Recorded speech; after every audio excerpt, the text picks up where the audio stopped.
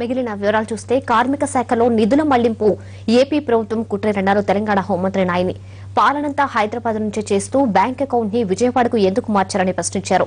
నిధుల్లో తెలంగాణకు 610 కోట్ల వాటా రావాల్సి ఉందని, ఆ వాటా తేలక ముందే బ్యాంక్ అకౌంట్ ఎందుకు మార్చారని నాయిని గుర్రుమన్నారు.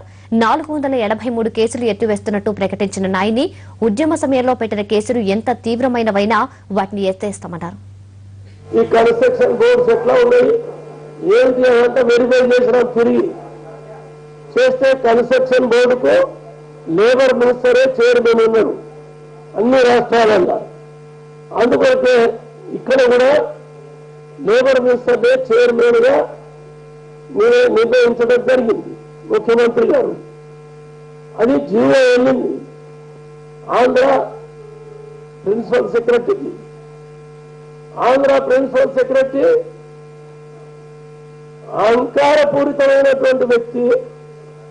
ఆయన కమిషనర్ కు ఇచ్చేది ఏం లేదు, మొత్తం అమౌంట్ విజయవాడకు డైవర్ట్ చేయి అని చెప్పని ఆయనకు ఆర్డర్ ఇచ్చిందట. మేఘాల మీద రామాంజనేయులు ఇంతకుముందు ఇక్కడ కమిషనర్ కూడా చేసిండు. ఆయన వచ్చి ఈ డబ్బు మాది, నువ్వు ఆడిన ఇప్పుడు హైదరాబాద్ లా డబ్బు ఆడుంది, హైదరాబాద్ లా నీ ముఖ్యమంత్రి ఆడున్నాడు, హైదరాబాద్ లా. ఇంకా విజయవాడకి ఎందుకురా బాబు? నీ పరిపాలన అంతా ఏడు నుంచి నడిపిస్తావు,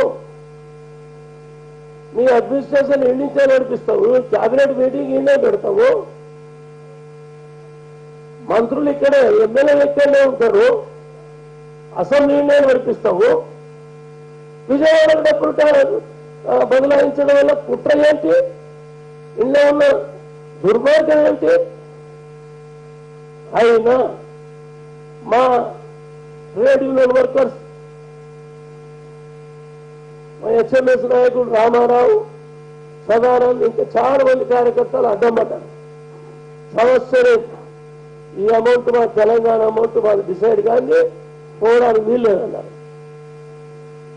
కమిషనర్ గారు లెటర్ ఇచ్చాడు, తర్వాత మా సెక్రటరీ కూడా ఇచ్చారు. అయినా వీళ్ళని ఎవరిని లెక్క చేయకుండా మేఘాల మీద నాకు ఈ విషయం నేను చీఫ్ సెక్రటరీ గారు చెప్పాను.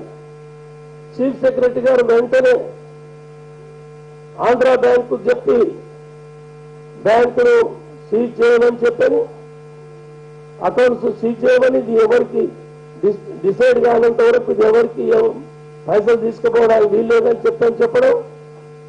తర్వాత ఈ విషయం పోలీసు రంగంలోకి రావడం, మా కమిషనర్ గారు కంప్లైంట్ ఇచ్చిండ్రు. ఇక్కడ వాళ్ళ సెక్రటరీ ఉంటాడు మురళీ సాగర్, ఆయన ఇక్కడ అడిషనల్ కమిషనర్ గా పనిచేస్తున్నాడు ఆంధ్రప్రదేశ్ గవర్నమెంట్ లో. ఇప్పుడు వాళ్ళ బోర్డుకు సెక్రటరీ ఆయనతో కూడా నేను 3 సార్లు మాట్లాడినా.